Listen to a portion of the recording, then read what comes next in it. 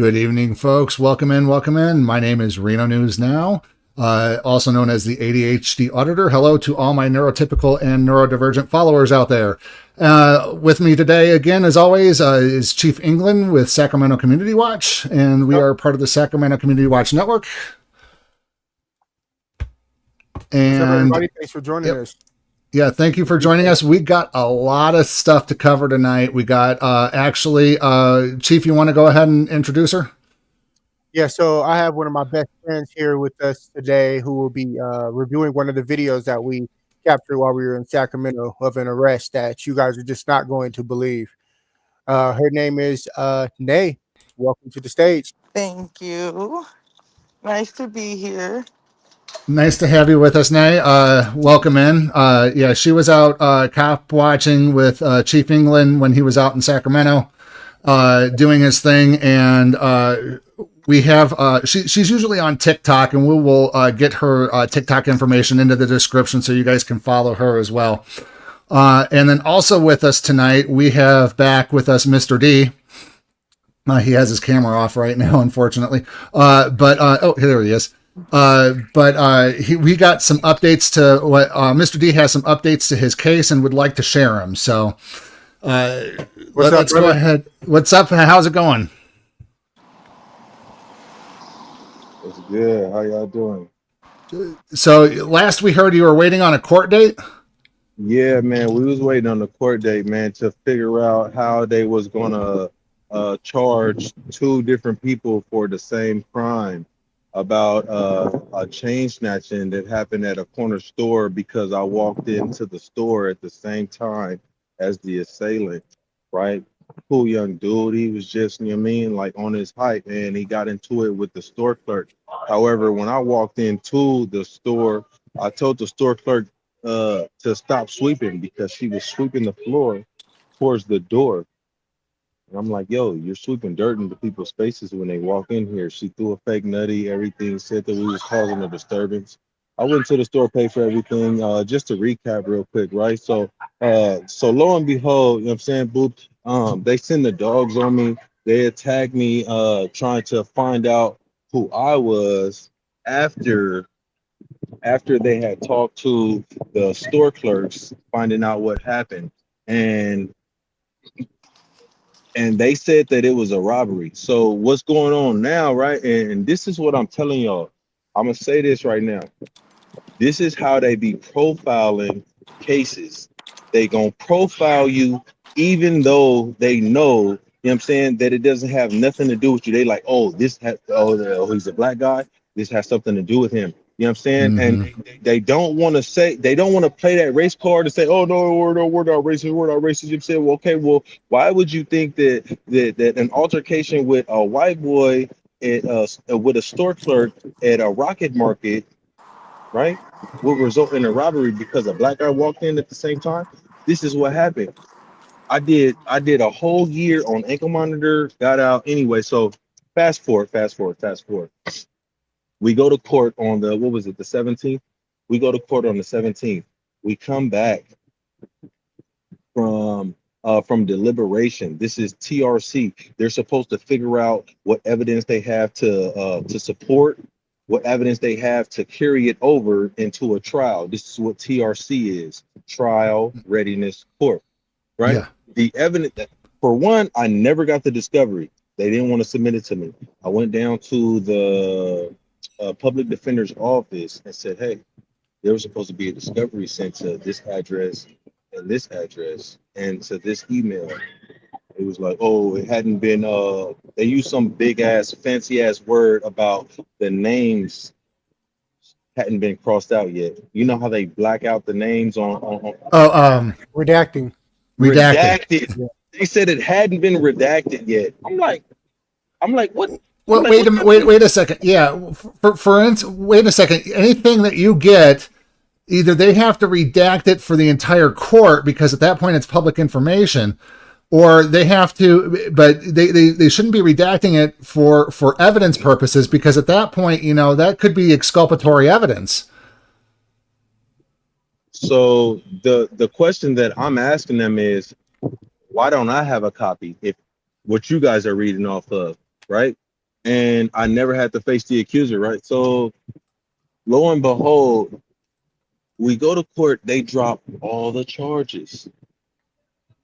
Yeah, because they got nothing. They drop No. all the charges. Mind you, they're Wow. charging me. They're charging me with 25 to life. This is my second strike. I'm a Sacramento native. I have a pass with the judicial system out here in Sacramento. So, and my father does, right? So when they hear my last name, Scoggins, right? They're over excessive. On this night, they sicked the dogs on me before they even had me identified, just because the lady at the store said that I was involved. Had nothing to do with the situation. Now Yeah, they're trying to and cover it I up. guarantee you they didn't take a look at any of the evidence, especially the video cameras there at the store. Yeah, No, yeah, they they did. They disappeared. No, they didn't. And what they said was that we were not in the camera view. Oh, BS. They hate transparency, man. I'm telling you. It's sad, man, because I'm just giving you guys segments of it, but this is what's really going on out here. And if people is not paying attention, like, they are changing the economy with this kind of acts, bro. They're real life changing the economy, because what California is showing everybody is that this is their cash cow. They figure out how to round them, rope them, you know what I'm saying, and throw them in there, you know what I'm saying. I think it's like $777, you know what I'm saying, for every inmate, you know what I'm saying, per day. Oh, yeah. Per day. No, This is why they got a fucking count time 3 times a day. You know what I'm saying? They're not counting to see if anybody's dead or anything. They're counting the money. That's what they doing. And people got it confused, like, oh, I want to see where you at. Let me see if you were, you know what I'm saying, let me see you move while you in their sleep. No, they're counting the money. You cattle. They changed the whole game. So now when they out here, they see it, man, they talk to me and treated me so cold. I'm like, bro, I don't got nothing to do with this. The white boy turned himself in November. In November. And they were still hassling you. Well, yeah, see, the whole reason why they were keeping it up, and I guarantee you this is why they were keeping it up until the last minute, was they were trying to protect their asses from a civil lawsuit. Exactly. And the fact that now that they've dropped all the charges, now you got it all teed up and lined up for, civil rights violations. This was a contingency, right? They said that I needed to accept a plea for a resisting arrest. And I argued with my public defender before he went back in there, because he's going back and forth with me at the courtroom, right? He's going back and forth with me in the courtroom and to the DA.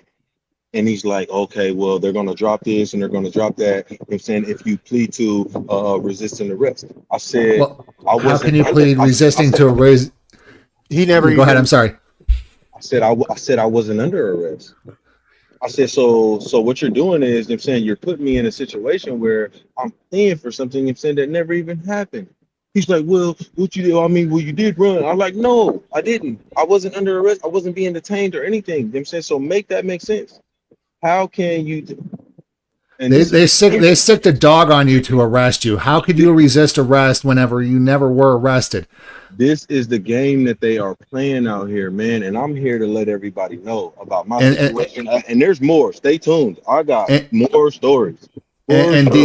Just to let you know, the reason why they wanted you to accept the plea of resisting arrest is so that way, whenever you go and try to file a civil rights lawsuit, they go, well, no, he can't, because he's already pled guilty to resisting arrest. So what they're trying to do is they're trying to CYA, so that way they don't have to pay you civil rights violations for them sicking a canine on you to get you arrested. That's exactly what it is. Yeah. So at the point right now, we're trying to figure out a way to navigate around that. And I told my public defender that, you know what I'm saying, and he got big-eyed. He said, oh, you filed already? I said, I'm literally on the phone with my attorney right now, trying to see what's going on, so he knows which direction to take it, like which punch to swing. And see, and that's again when Chief England had started his issues and he got a public defender as well. We were always saying that these public defenders are mouthpieces of the city. They are mouthpiece, you know, they're trying to get out of these cases just as fast as they can. And a good public defender like the one Chief England has will take your direction and move with it rather than trying to convince you that this is a better option, because they are getting paid by the city. They're under contract from the city. So they're trying to help pad their paychecks along as well and try to get your case through the system just as quickly as possible so they don't have to worry about it down the line. So that way they don't have to appeal it on decision if they do take it to court. You know, they're just trying to clear their docket just as fast as they can, because usually they're half mouthpieces for the city. Indeed. What their issue is going to be is that if there's no other infractions that have been reported on those same officers that I mentioned in my complaint the next day after they released me out of jail, right? Their problem is going to be that they cannot support that. You can't support that you're doing good business when I have already submitted a report and a complaint after the day that it happened. Right? Yep. How can you sweep that under the rug, right? It went just to state, and thanks to y'all, I found out that I had to go over the head. Now I'm going over the head. Now they're like, oh, we have to look into this. So another lawyer called me about somebody else with the same officer. I'm like, okay, so you guys wasn't paying attention to it when I mentioned it, but now you're paying attention to it because somebody else mentioned it. So what about my situation? He's like, oh, well, I wasn't calling for that. I said, you know what? It's good. No worries. And remember, we had that conversation after that. And were you able to hit up that insurance, the insurance claim agency that I told you about for Sac County? Yeah. I sent it to my PDF and I sent it to my email for a print, and I haven't got the print yet to fill the papers out. I can't fill it out on my phone because I don't have the algorithm. I can't fill that form out on my phone, so I had to send it to my PDF in order to print it up. Yeah, print that up and give it to them, brother. I'm telling you, they're gonna make some moves. And we're talking about that. I called that number already and left a message as well, though. All right, that's what's up. That's definitely what's up. Because you could. There's other ways that you can go around, filing complaints and getting things moving, and it doesn't necessarily have to be directly through the police department. So yeah, another thing you might want to try is, once your case eventually does get fully dropped, is after you're done, go back to the state's attorney and make a complaint with them saying that these officers sicked their puppies on you and assaulted you, and you want to press charges. Right. And then see if they want to investigate themselves and find no wrongdoing as well. Yes, sir. This is what I'm on. Yes, sir. Thank you for that. Absolutely. Because what I just realized at the law library is that at the end of any finding, whether it be in your favor or outside of your favor, there's a appeal process, and it's the same thing in prison, right? They got 115s, right? You break the rules, and in prison you get a 115, right? In order to dispute the 115, you have to file a 602. Right. In some prisons, they change the 602 and turns it into a grievance. What this grievance is letting them know that, hey, this officer came into my cell, he disrespected my personal property, so on and so forth, yada, yada, yada. This is just an example. Yeah. The same process is on the streets. So for all you dudes that's watching that ever been locked up or anything, or haven't been locked up or got somebody that's locked up, you know what I'm saying? Let them know on the streets, the process is the same. The process is the same. I'm filing the complaint, you know what I'm saying, on the procedures that you carried on while you're under contract, right? Because that's all America understands. It's all contractual, Yeah, and it's meet me at the park at 5 o'clock. I can sue you if you show up at 4:30. I can sue you. We in America. I can sue you. You said you was gonna be there at 5 o'clock and you showed up and you didn't show up. You said you was gonna be there at 4:30 and you got there at 5 o'clock. Right? Yeah. It's all contractual. You know what I'm saying? That's a verbal agreement. We're not exactly. talking about saying written agreements. That's all they understand. And they trying to twist me up with that shit. And I'm not going to allow it. I'm not going to allow it. And we're not going to allow it to happen either, brother. Like, we're gonna keep shining the light on this and make sure that they have anything, that way they can hear the grievances of the people. Right. And folks, like if you want to make let the motherfucking dog chew my leg up, they let him chase me down. I wouldn't even got caught. They wouldn't have seen me. They wouldn't have had no contact with me had they not let that dog out, bro. You know what I'm saying? Like, is that not gangbanging or something, bro? Yeah, it's I pretty like heinous. It's a very heinous act. That thin blue line is a very wide canyon, to be and quite then honest, you want me to folks. plead, and then you want me to plead to resisting? Stop it, bro. Stop it. The This whole is what your conclusion is. the whole thing is they never had probable cause to place you never under did. detainment in the first place. So all they Hey. had is a word of a person. You know, again, it's all hearsay. I mean, probable suspicion because the store clerk said, "Oh yeah, he was there too." Like, yeah, okay, like cool, but like what happened is you got your chain snatched. You got your chain snatched. You know what I'm saying, and it.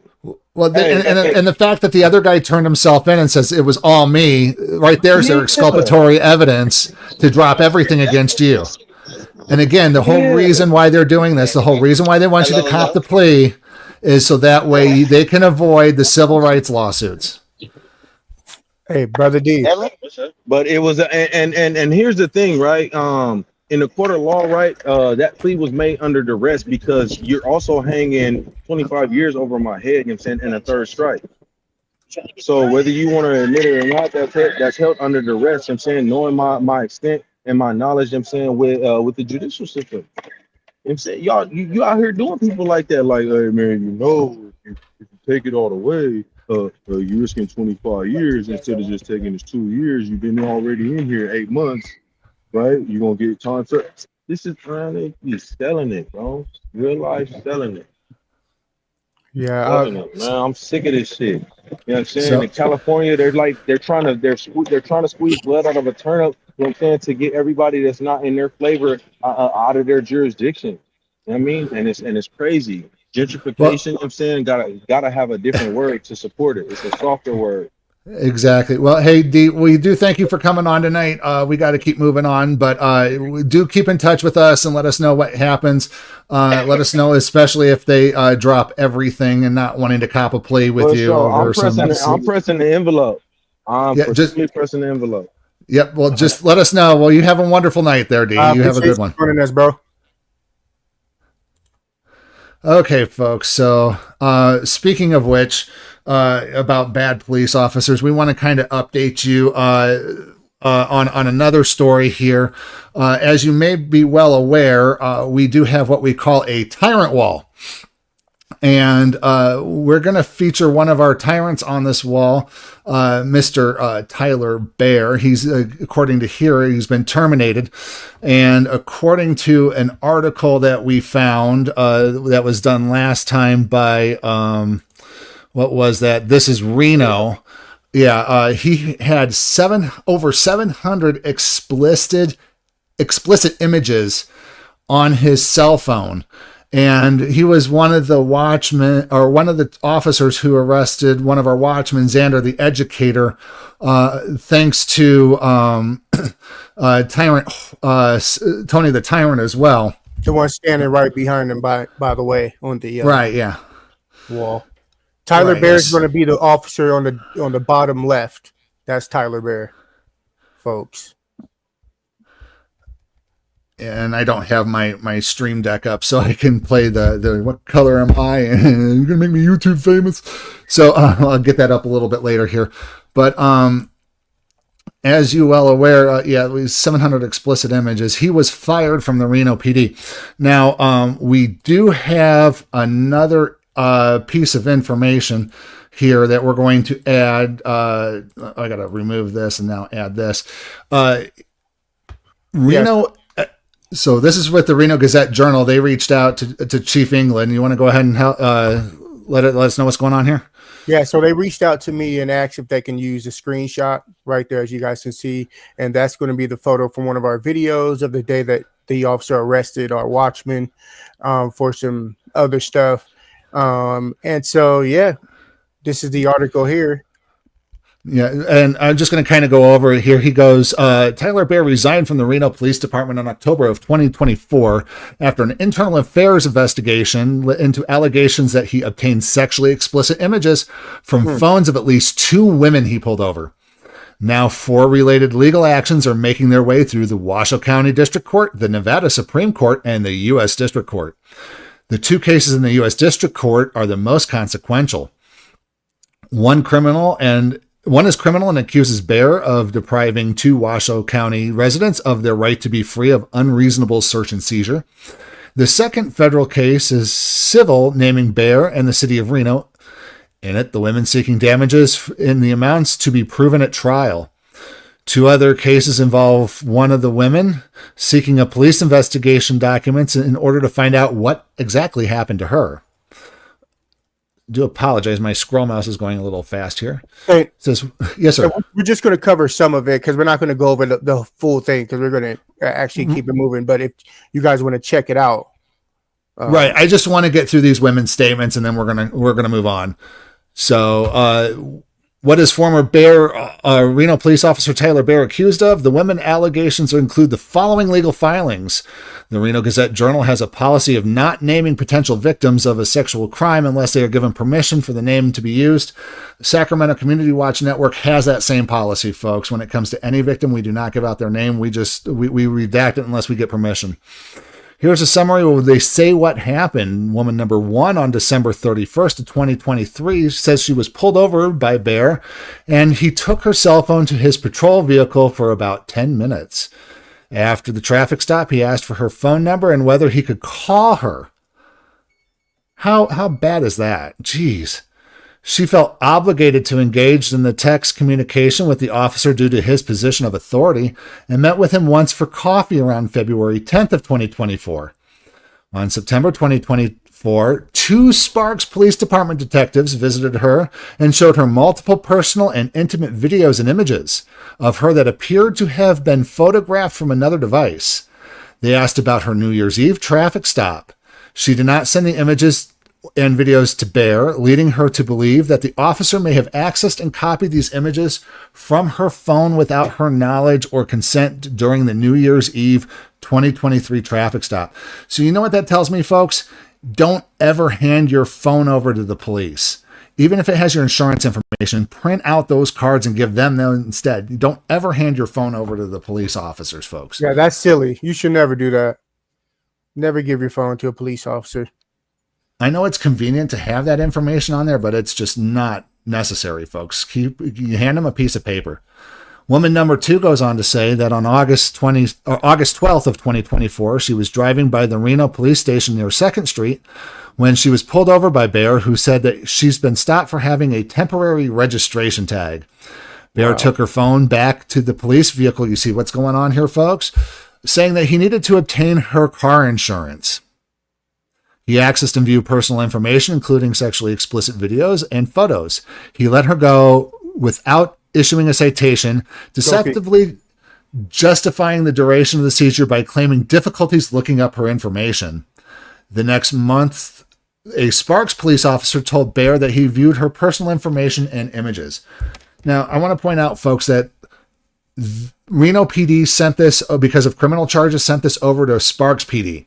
My question is, why does Sparks PD have it in the first place? They got 2 or 3 officers, or even up to 4 now, who have accessed stolen information by a police officer who's committing a crime and violating civil rights. Why aren't they investigating the Sparks Police Department too? This should be going up to the state boys or Washoe County boys. It shouldn't be in the Sparks hands. That's my opinion. Yeah, it's just terrible. The investigation is probably going to go nowhere. Hopefully they, hold up in the law and do things in the correct manner. It is going somewhere. Because they got a federal criminal case here. It says there's a federal civil case, right, a Washoe District County Court Public Records case, and a Nevada Supreme Court case. If you guys want to read up on those cases, I'm going to get the link into our description here right now, and we'll get that going. But yeah, take a look at that article, folks, and see what's going on with that. Actually, I'm going to hold off on that while we move on here. So at this point, we're going to go ahead and switch over to Chief England's video and get that going here so we can watch what was going on, and Nay can help contribute too. But Nay, feel free to hop in and give your comments anytime you want to, ma'am. Okay, so from my point of view, go ahead. I'll wait. No, go ahead. Okay, so from my point of view, it is, I don't know, like it was kind of like hectic. I did not like the provoking. Just any little thing to like set them off to do something. I'm not a big fan of it. You could tell the guy was like mental health. You could tell like he wasn't all the way there just Yeah. based on the way he was acting in the video. Now, do I feel like they wasted a lot of time? Yeah. Do I feel like they could have went on to a different situation? Yeah. I So feel like they were just looking for a reason to arrest him. yeah, let's go ahead and watch the video, folks, and see what she's talking about here. We are currently live downtown Sacramento. Thank you for joining the Sacramento Community Watch. We are here on the cop watch, of course, exercising our First Amendment rights, checking out the downtown area, checking out all the local bars, our good people. Hey, I do apologize, but that is not the correct video. Oh, I had set up. Let me go ahead and transfer that over really, really quick. That's not the one. or you should be able to add it to the stage if you want, if you got it on your end. Okay, let me see if I can. Yeah, I do apologize. I was like, what's going on right now? Okay, 1 second.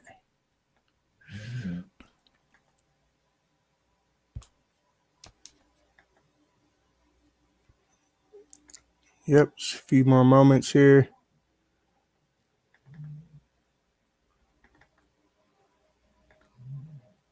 All right, here we go. Hey, what's up, everybody? Wait a minute. I'm confused right now. I'm really confused right now. Hold on. All right, here we go. Oops. I do apologize for this. It's in here somewhere. All right. We do apologize for these technical difficulties. Yeah, just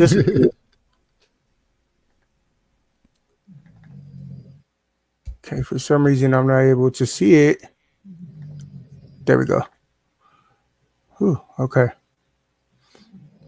It didn't show up though. What's going on? Let me remove. There we go. Come on, rock the boat. Hey, hey. I had to put you on there, best friend. Hey, don't get started now. Hey, my best friend there, she doing a rock the boat. Hey, hey, hey. Yeah, I love that song.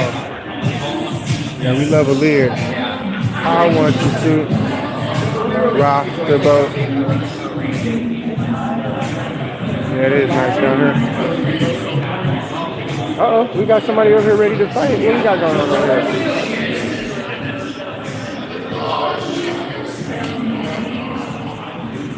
Hey, what, he about to square up with him or something? We might have an incident going on over here.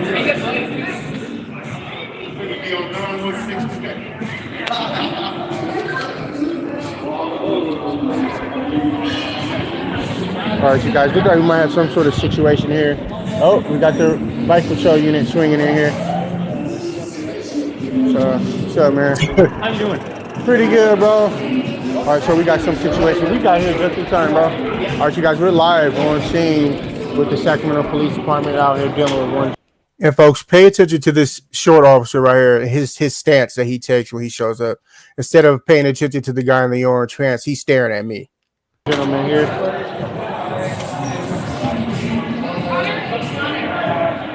We got Officer right here standing towards us. Like, we gotta pay attention to this guy right here. He showed up. He jumped off the bike like he was somebody extra. Let me go ahead and stand behind the gentleman right here to get everybody who's they're surrounding him now. He's in some sort of fight stance.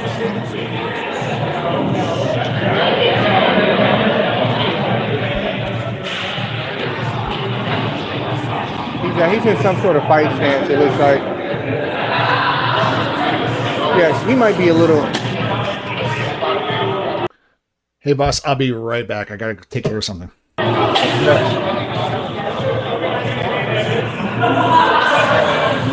Nobody told him he was arrested, but what is going on right now? This is epic right here. This is a lot.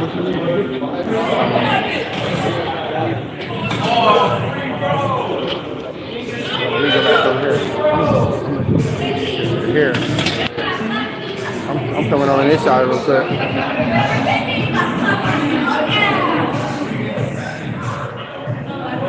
Switch position on. Got security hanging out back here.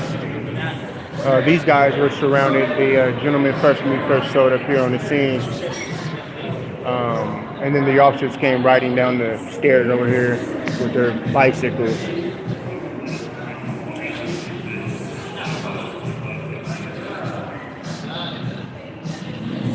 Yeah, we are live here downtown Reno, downtown Sacramento, California, guys. We were actually headed to Reno. We were actually headed to Old Sacramento, and we ran across the security officers surrounding this young man. And then, of course, here comes the police riding down the steps, high rate of speed. And so, folks, I just want to give you guys a little bit of information and background on this. So we spoke with the employees at the Insomnia Cookie, and they claimed that the young man hadn't done anything wrong. They gave him some ice cream and some cookies. I guess he probably has some sort of mental disability of some sort. And the police were there, interrogating him for his ID and his wallet, his name and his date of birth and things of that sort. And he wasn't really having it, staring the officers down, getting in karate positions of all sorts. So you guys will see what happens next. So let's keep watching.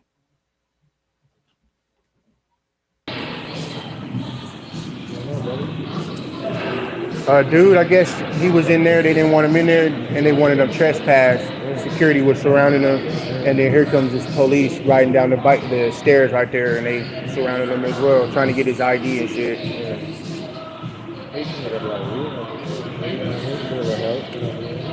Yeah, but you got all his damn ice cream just on the ground melting. Like, I mean, Nay, what was your thoughts on this while this was happening? Like, what were you thinking about? What were you at this time? What were you thinking about? I feel like they needed. I feel like he needed way more support. The police were just coming at him.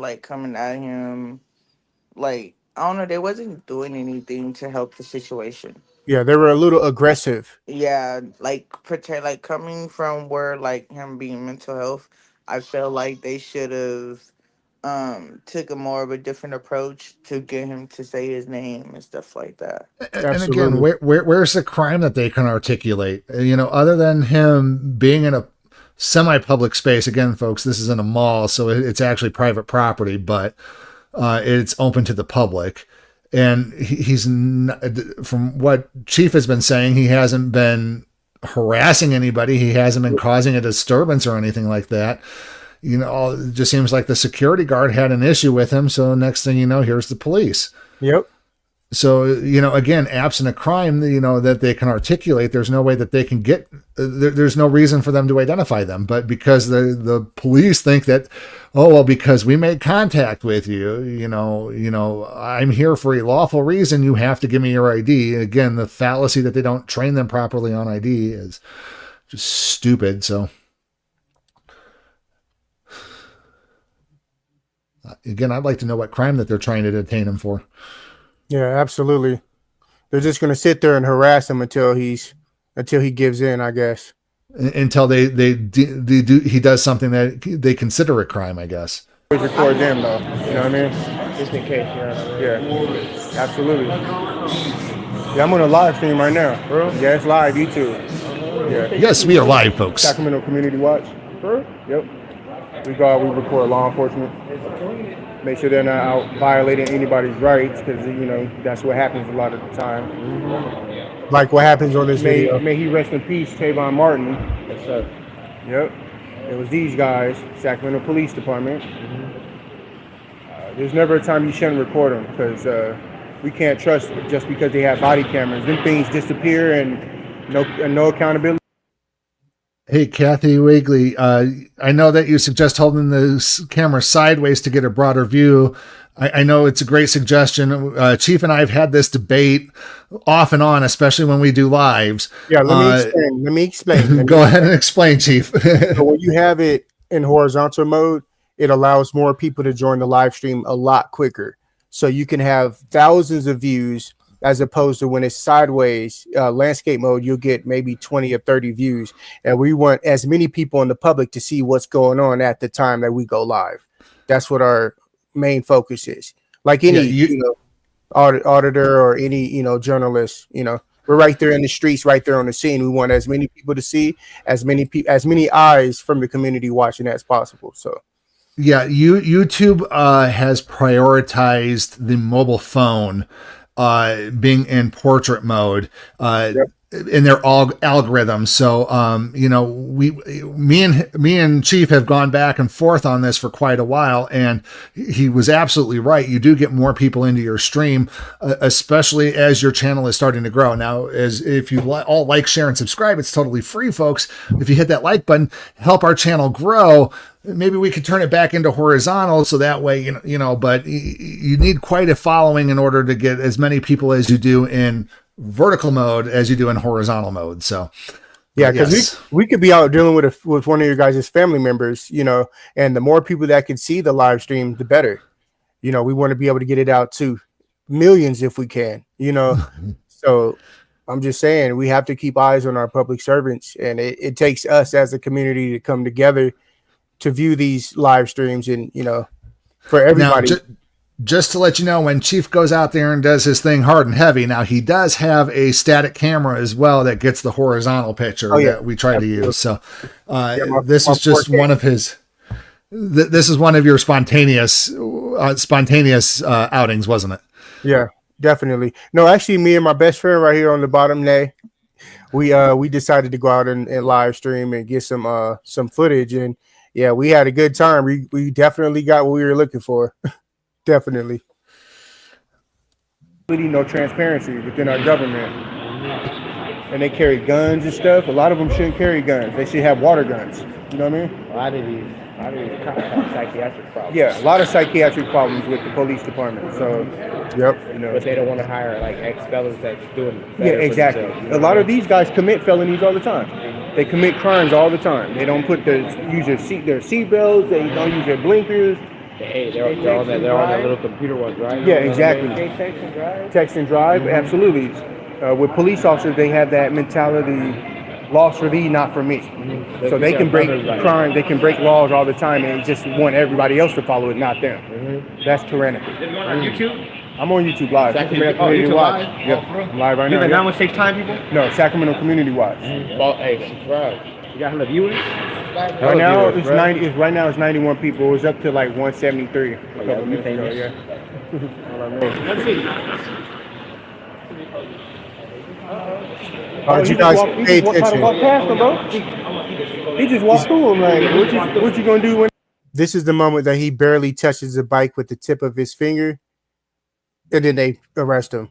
Mind you, this video was cut down a whole lot. It was actually 49 minutes long. But, for us to keep things moving here on the Sacramento Community Watch, we wanted to make sure that we showed segments of it so you guys sort of get the full feel of what was going on, and up until the arrest, of course. And here it is. Put him back in the police car. Put him back in the police car.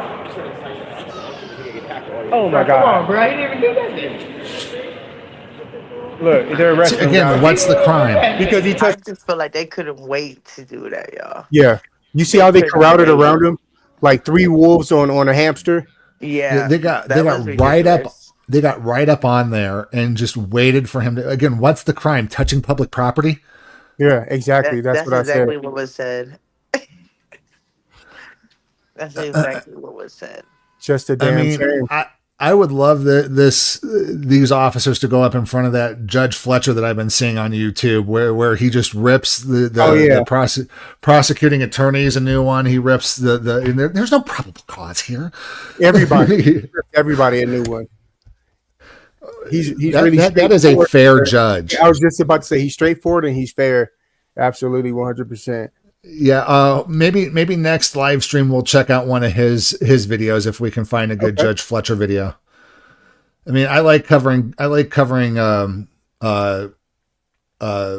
court things too, you know. So these cops are just disgusting. Yes, Kathy Weekly, I completely agree with you. Yeah, I mean, to be quite honest, if they know that they have somebody who's having a mental health issue, they should really be calling mental health backup, you know, somebody who's trained on this. But no, what they're doing is exactly what they're doing today, is just let's go ahead and resolve this just as quickly as possible. Let's get him in the back of a car and we'll deal with it in the courts later.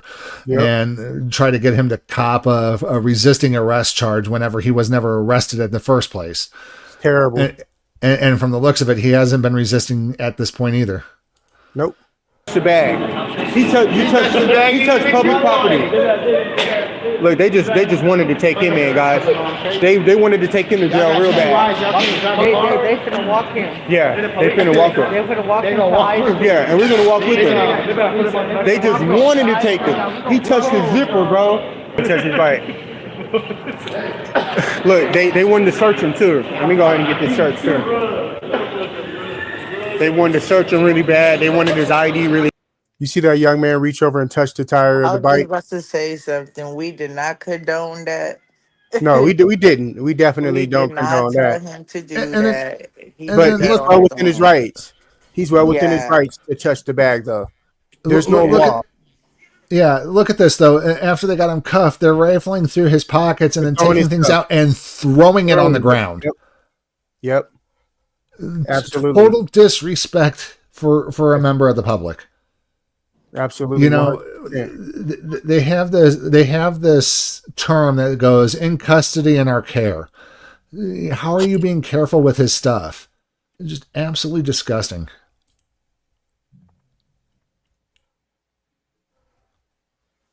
I hit play and it's not playing. Bad, so they there it goes. Hurry even put handcuffs on it. He's got a spoon. He got a sounder to you. He got some pack of cards.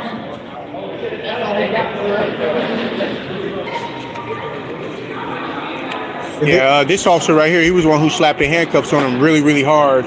After he touched his zipper on the bike. So there's a bag right here on the bike. And the dude walked up and he touched the zipper of the bag and the officer slapped the handcuffs on his wrist. Yeah, you ask them about the First Amendment, they don't know. I guarantee you. You guys graduate high school? You know what world geography is?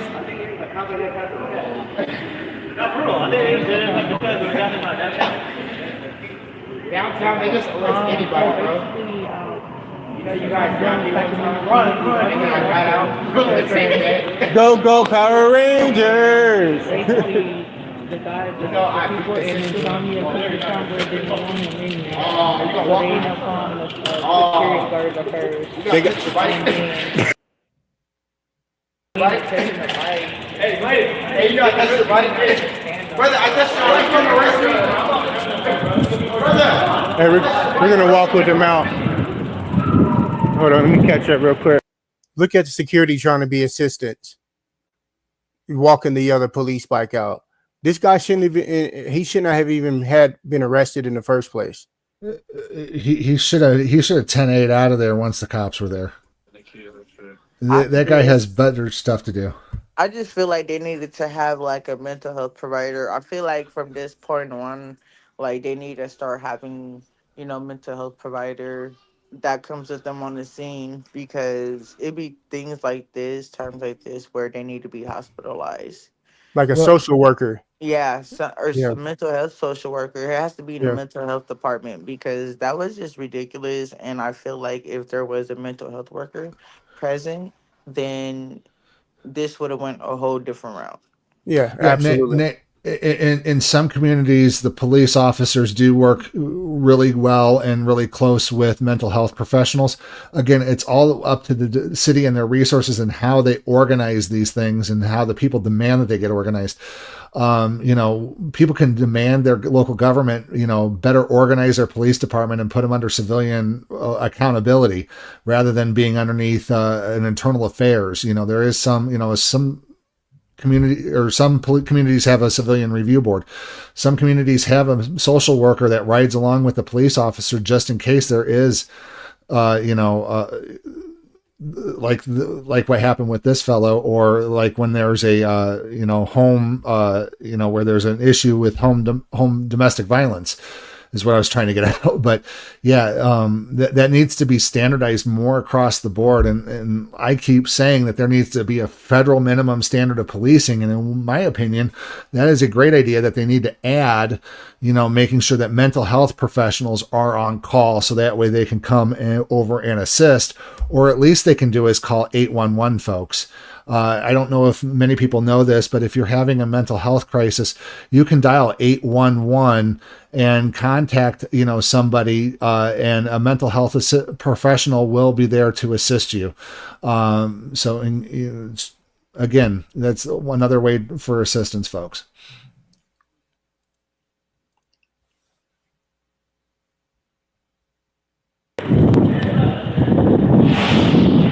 So it looks like they're going to be walking them to the transport vehicle out here on the sidewalk. So for his safety, we're going to walk with them out here.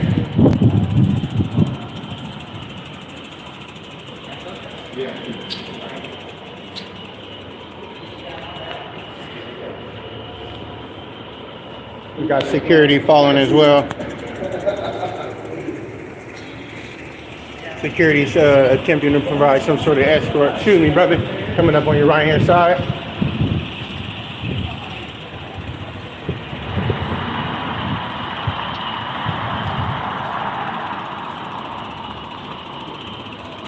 We appreciate you guys for joining us. This is the Sacramento Police Department escorting a gentleman, I think, to the sidewalk here, where this gentleman, he touched the zipper on this bike here, or the other one, and he also slapped the handcuffs on him.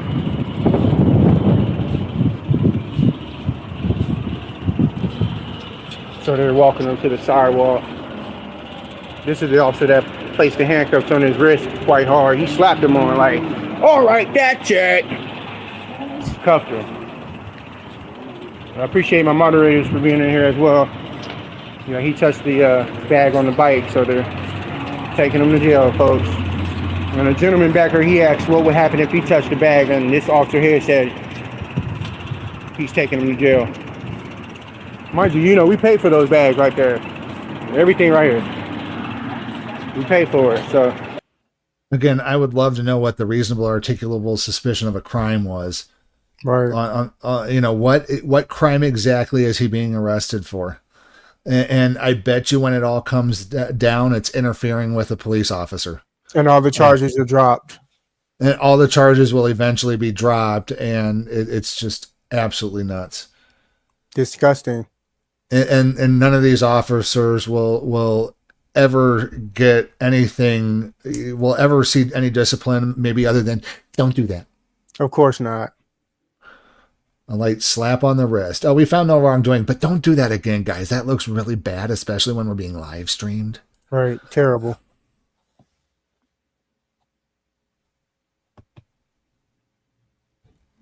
Takes a little time for it to start back up after you hit play, I see. Yeah, at least from my end. I don't know. Maybe it might work faster on your end if you hit play. It says, hold on. Nope. Bobby Swisher. Yes, exactly. Contempt of cop. Yeah, exactly. Contempt of cop.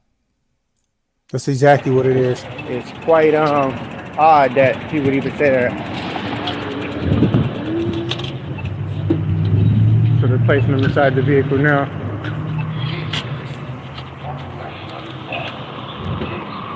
He's attempting to block our First Amendment today, guys. Of course he is. Prior restraint. He's not tall enough, though. So yeah, he touched the bag on the back of the bicycle, and the officer slapped the handcuffs on his wrist quite hard. He was like, "All right." They were speaking with the gentleman. If you guys want to go back and watch the live stream, they were speaking with him for quite a long time, attempting to identify him, asking his name, asking for his ID, asking for his wallet, and he wouldn't. He didn't. They didn't produce anything that way. So finally, when he touched the bag, it kind of flipped him and made him arrest him for that. You got 2 security here fist bumping the officer.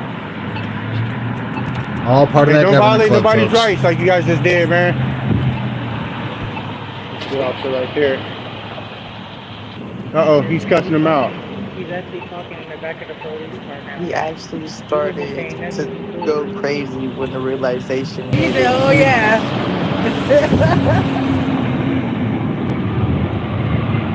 That's so shady, They bro. left his insomnia ice cream. They left all of that. Yeah.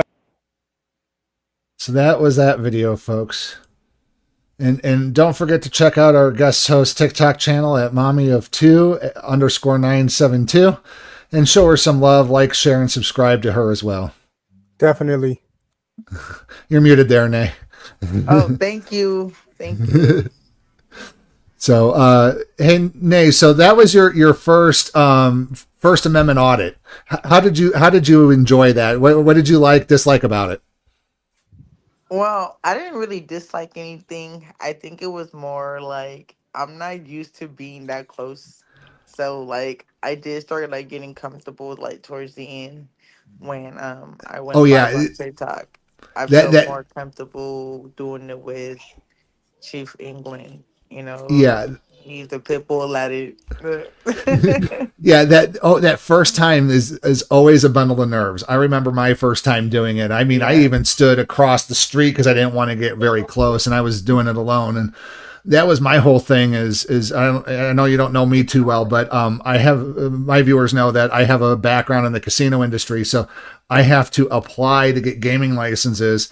And these gaming licenses are run by former police people, or they're a division of a police agency. So I have to keep my record squeaky clean, and I usually play backseat. So that's what was one of the things whenever I joined Sacramento Community Watch was I wanted to make sure that, I was watching out for them because I can't really get into the trenches as much as I want to. So, but yeah, it's always a bundle of nerves when your first time you do it, but you just got to keep out there and keep doing it. And we hope to see you out there more. And we hope that you want to join us and make your own content and keep doing this with us. Yeah, she had a pretty good viewing on her live stream. And I think your friend or your cousin was on there talking with you too. Yeah. I heard her. Yeah. But she was like, "Wow, that's messed up." Yeah, she was live with me. Yeah. So let me ask you a question real quick, Nate, for the people. Have you ever had a good experience with law enforcement? Like one that was really good? I mean, now that I could think clear, yeah. Can you tell us about that encounter?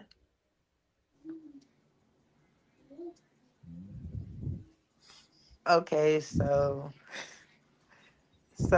basically, a older lady basically called the police on me and said like basically like I was being rude to her, threatening her, cussing her out. I was cussing her out, but I didn't threaten her. She was like in her like 60s, so they came at me. They assessed the situation. They put me aside. I guess she was like well known. I feel like if I was on a different type of if I was on a different type of hype of like a confused mind, it probably would have escalated. And so it was cool to like assess the situation. They ended up letting me um go, of course, because I was cool, calm, and collected about the whole situation. So That's awesome. I mean, a lot of times when I ask people, have they ever had a good encounter? It's not really too many good ones, but I'm glad to definitely hear that you had a good one with law enforcement because those don't often happen. I mean, I was worried because it was an older lady. Okay, Like it was an older lady. I don't want that on my record. right? Not at all. Me talking crap or threatening an older lady. It's not worth it. Yeah, but as we always say, it never hurts to pull out your camera and always record the police. So Yeah, 100%. Always record your interactions with government officials. So at this point, Nay, are you wanting to stick with us and go through some First Amendment audit videos, or do you got to get going? I have to get going, but you know, my best friend know I'm all for it and getting more comfortable, more familiar with it for sure. Yeah, definitely go ahead and pull up the Sacramento Community Watch. Keep listening and watching in and join in on the chat. And we'd love to have you back anytime. So yeah, absolutely. Thank you. Thank you, have a wonderful night. You too. Good one. Okay, folks, so now we're going to get to our feature presentation. Again, we're going to go over videos of other auditors out there.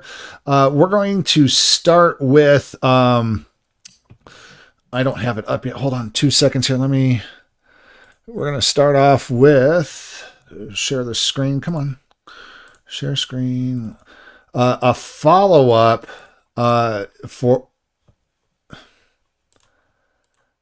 StreamYard has done some very funny stuff here lately. So hold on here, folks. Give me just a few seconds. I'm trying to get... Oh, here we go. Long Island Audit has a follow-up to a video that we covered here, and we were wanting to share it as well. This is State's Attorney is investigating Unhinged Warden for assault. Accountability. So let me go ahead and get that video going here. Had a bit of an issue earlier, so all my videos are just kind of in the background still. Do not touch me, sir. Get out of the building. What are you doing? What are you doing? Violation law. Get out of the building. What, you're a psycho. Do not touch me. I can touch you. You have no authority to touch me. I can help you to stay if you'd like. You put your hands on me again, you might be staying I here. beg your pardon? You're not going to take a criminal complaint, but have evidence of a crime, sir. Do your job. I want. Now remember, folks, he says, you're not going to take a criminal complaint. He said, I want to file a criminal complaint. Just remember that in the future for this video. There to be some sort of investigation into the criminality of what took place. What you are alleging would be a second-degree assault. The front-end concern that I have is being able to prove the criminal intent in this case. Did he have the intent to assault, or was the intent to remove somebody from the property? I'm just looking for some accountability. Did he have the lawful authority to put his hands on him and remove him from that public building? This is what I don't like about law enforcement officers is they sit there and bark lawful order. You're breaking the law. You're doing this, you're doing that. And it's all up here. They do not have anything written down on paper. They don't know where their authority begins or ends. And all this person knows that assaulted him was that I am the warden of the jail. This is my fiefdom. This is my kingdom. Everything I say here goes, and that's it. And if you don't listen, you're breaking the law.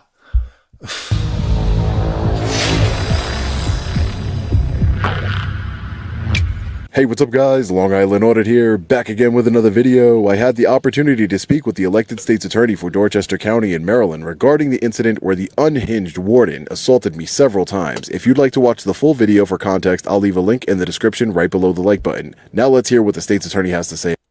And folks, links to all of our videos are in the description for our featured presentation. Don't forget to go over and like, share, to subscribe to them as well. And show them some love and let them know that we sent you. About this, let's get into it. State's Attorney's Office. Hi, my name is Sean Paul Reyes. I received an email from Amanda Leonard, and I was told to give her a call. Okay, hold on 1 second for me. No problem. Good morning, Mr. Reyes. How are you today? Hi, good morning, Ms. Leonard. How are you? I'm doing all right. Thank you for giving me a call back. I just wanted to follow up with you about the incident that took place, I guess it's last week now. All my days are running together. The county manager and the HR department at the county office building have forwarded me everything that you sent to them. So I just wanted to give you the heads up that has now gotten to my office. I'm going to follow up with an investigation to see what needs to be done and any action that may need to be taken. But I wanted to find out anything additional from you Fire the warden and arrest him. Case closed. Yeah. Stupid. That may not be in that written complaint to just make sure I've got everything that I need to know for that investigation. So is there anything else that wasn't in that complaint that you think I need to know moving forward? Honestly, can I call you Amanda? Yes, that's fine. Okay. Honestly, Amanda, I really don't have anything else to add. I thought I was pretty specific on exactly my intentions there, what exactly transpired. I don't know if they forwarded you the actual video. Yes, I've got that. Footage of the incident. I had given that to the county manager. I don't, again, I was just looking to file a complaint with the sheriff's office, and they refused to do that and told me to go to the county manager. Yeah, let me ask, just because I want to clarify, when you say complaint, were you looking for a complaint for the warden supervisor, or were you looking for a complaint in terms of something criminal? Well, I was looking to file a complaint in terms of something criminal. Okay. I wanted there to be some sort of investigation into the criminality of what took place. Again, he said, I want to file a criminal complaint. I told you to pay attention, and here's where it's coming into play, because at this point, the police officers are going, well, no, he wanted to file a complaint against the warden. He didn't want to file a criminal complaint. Inside the public lobby. It wasn't really a complaint as far as, because I'm sure if regular complaint, that's why I was confused going to the county manager's office, Jerry Jones, is because, I know he wouldn't handle a criminal complaint. I know he's not a law enforcement officer. So, to be fair, I think there might have been a little bit of confusion on the sheriff's office side from my conversation with them. I think that initially that they didn't want to do their job, and you need to start firing people over there. Right. No shit, Sherlock. I mean, again, we pay these people to do a job. They're public servants. They're supposed to serve the public. A member of the public and a journalist went up there and said, a member of your government gang assaulted me. Oh, well, you need to file a complaint with a supervisor. No, he wanted to file a criminal complaint for assault charges. They wanted you to do your job and investigate. You didn't even want to investigate. They might have been under the impression you were looking for a complaint as in a supervisor, and they don't supervise the warden. So I think that might have been some of the confusion.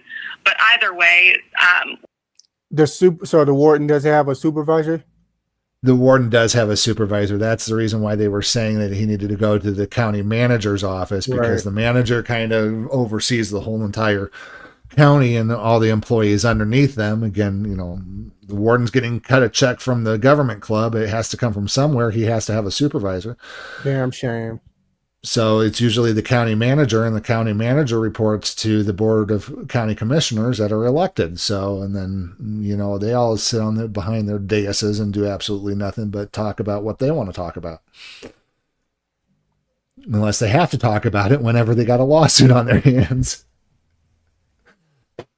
What I can also tell you, even if in terms of a criminal investigation, the sheriff's office might have also just forwarded you to the commissioner's office to file charges because of it being an alleged misdemeanor that happened outside of their presence. Right. So in that event, if you had gone to the commissioner's office to fill out an application for charges, it would have come to my office anyway, so we would have been in the same position.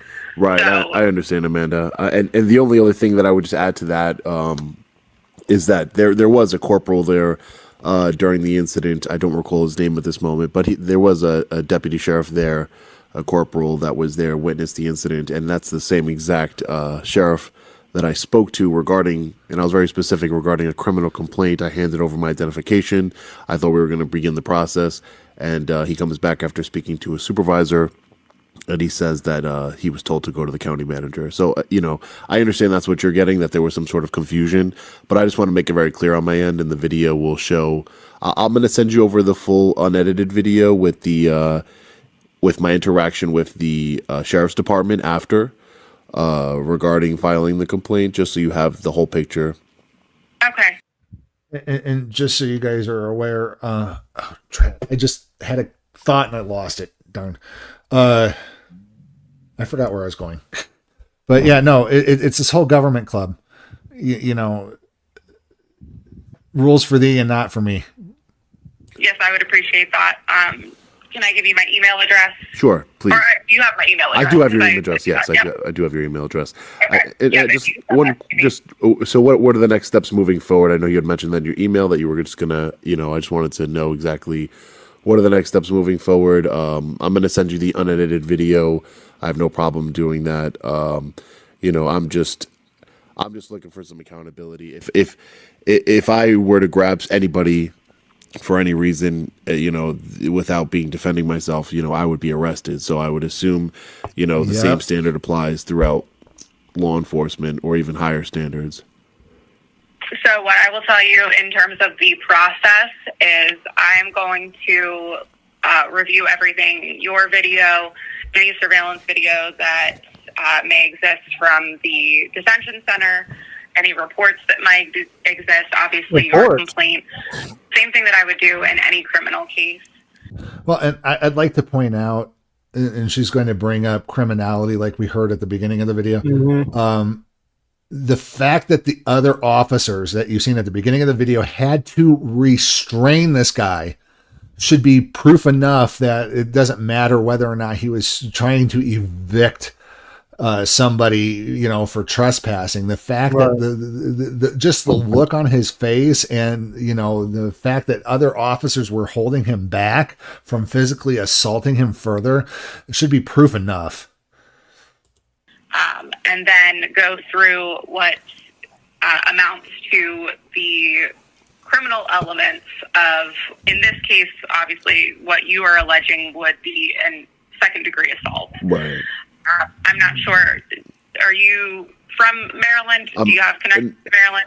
Well, I'm not from Maryland. I do have some family that lived in Maryland. I did live in Maryland for a time, but I'm not from Maryland. I'm from Long Island, New York. But I am familiar. I do have an attorney in Maryland. He's not representing me in this case or anything like that. But so I'm familiar with the statutes a little bit, and that's what I opined myself as second-degree assault. And again, I'm just bringing it. It's my job to exhaust all my legal remedies in any situation where I feel that, and I think the evidence strongly suggests that I was assaulted. So that's all I'm doing is that that's why I wanted to reach out to the county manager. I appreciate you reaching out. I just want to exhaust all legal remedies and try and get some accountability. Of course, I completely understand that, and I'm going to take a look at everything and take the action that I believe is appropriate for what I think I could prove in court, just like I would do with any other case.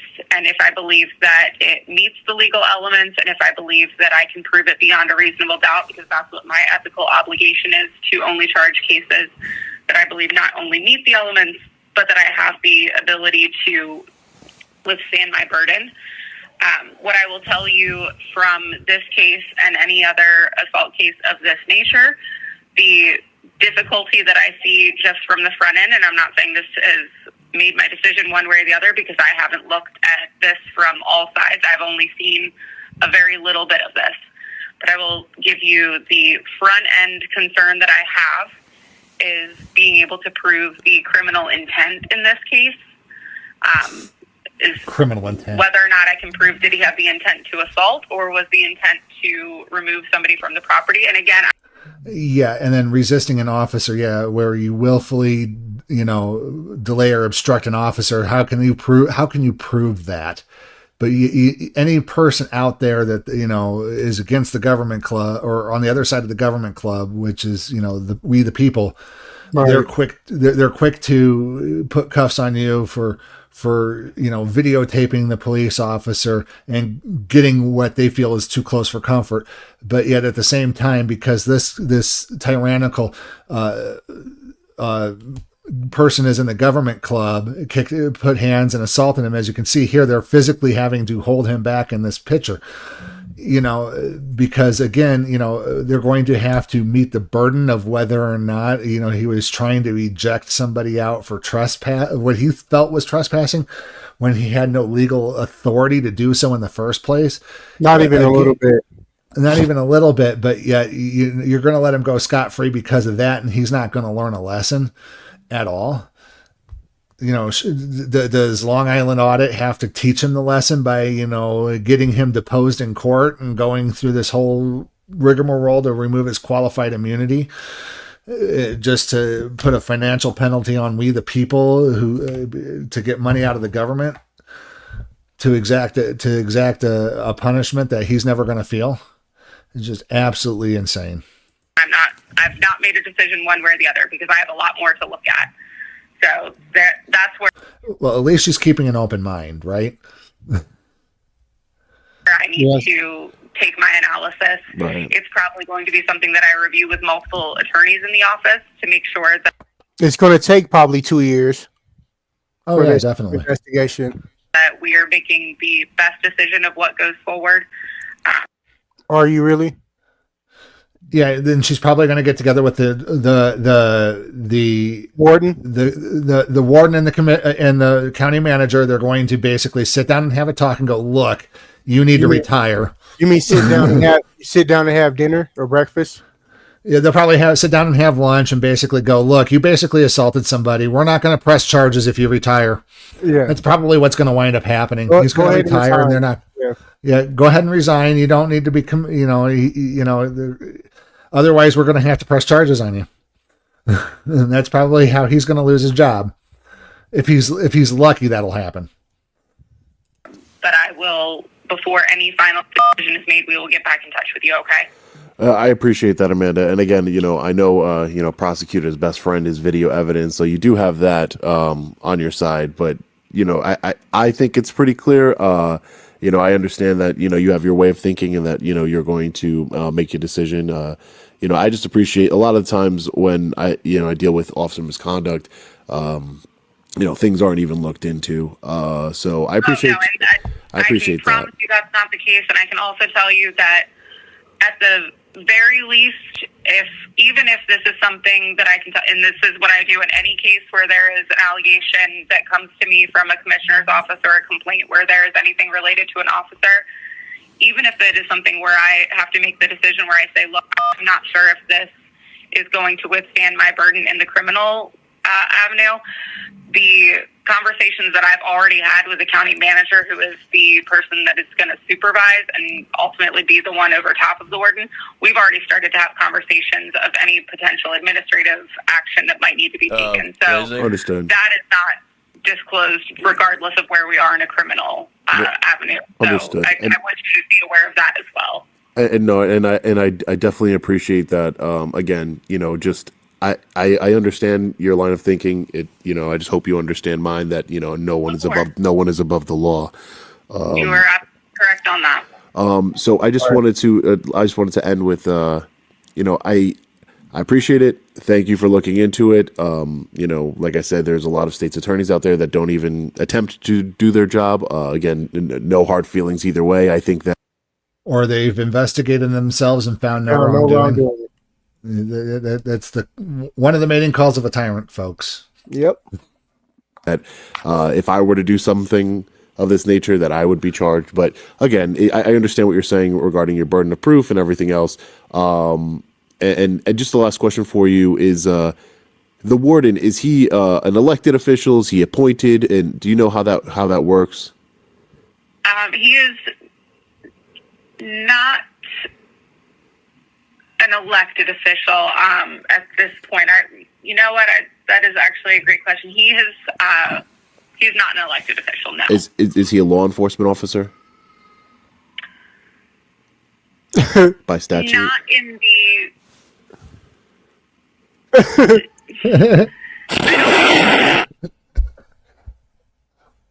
This is supposed to be the county's lead state attorney. Somebody who's supposed to know the law and kind of understand how things work, because apparently she works with police all day long and she don't know anything about this guy's position and whether or not he has any legal authority outside of his little thiefdom. Jeez. Doesn't she sound like Schumann? Yeah, she does. And you know what? I would not want to be an elected official I wouldn't want an elected official over a jail, unfortunately. To be quite honest, I don't think they should even be I don't know. I got mixed feelings on it. believe he's considered a sworn law enforcement officer, kind of like a sheriff or a police officer. I would have to look if he meets the statutory definition of law enforcement. Right. I was just looking into the statute myself, and there are correctional officers who could be both, could be a correctional officer and a sworn law enforcement officer. So I just didn't know if he fit that criteria or not. Yeah, to be honest, I can't answer that question with any certainty off the top of my head. I'm not certain. I don't want to give you an answer and be wrong. And state's attorneys in Maryland are elected, right? Yes. Okay, cool. All right. I mean, I guess if you have any other questions, you can give me, send me an email. I hope I can do the same if I have any additional questions. Yes, of course. All right. Thank you, Amanda. I appreciate your time today. Thank you. You have a good one. You too. Bye-bye. All right. Okay, folks, and we're just gonna end that there. He ends with an outro, and if you want to catch more or want to keep up with it, go subscribe to Long Island Audit. We just want to bring that to you. That some justice, it looks like me be heading his way, and we're greatly happy that that's happening for him. Okay, so we're going to move on to our second video, and folks, do please stick around, because sometime during the second video here, I will be giving away 5 gift memberships to the Sacramento Community Watch. Yep. And we do thank you if you are a member. Kathy Weegley says, Long Island Audit is awesome. Sean Paul Reyes does a wonderful in what he does in teaching the First Amendment. Yes, definitely. He's one of the OGs. We absolutely love him. And if you want to learn how to become a First Amendment auditor, he's definitely a one to watch and go back and review what he does. So the next video we're going to do today is Indisputable with Dr. Rashad Ritchie. You can find him at Indisputable TYT on YouTube or tyt.com/show/indisputable. Today we're going to be going over a video, share this tab, where it's called Innocent Black Man Dragged Off a Bus, Beaten by Cops Over False Theft Accusation. Again, this is over a false theft accusation. Again, folks, we strongly encourage law enforcement officers to do a thorough investigation, but again, they're always the ones to quickly find the easy way out to wrap up a situation because they got better things to do on their phone. Cops falsely accuse a man of theft, drag the man off a bus. They beat the man to find out that the man did no such thing.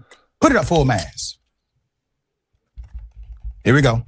Michigan police dragged a black male off of a city bus. Decided to beat him up before bringing him to a Walmart. They brought him to the Walmart to prove he stole the items. It turns out they were completely wrong. He's now filing a lawsuit. Here's what happened.